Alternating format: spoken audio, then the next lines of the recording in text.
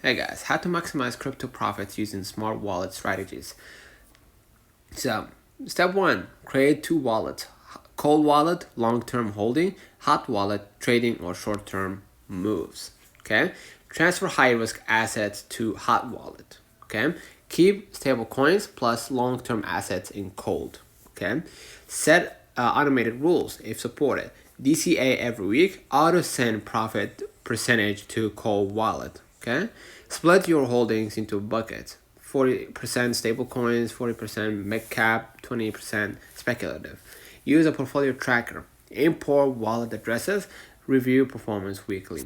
Add multi-signature for large holdings. Set withdrawal limits for or whitelist to prevent hacks.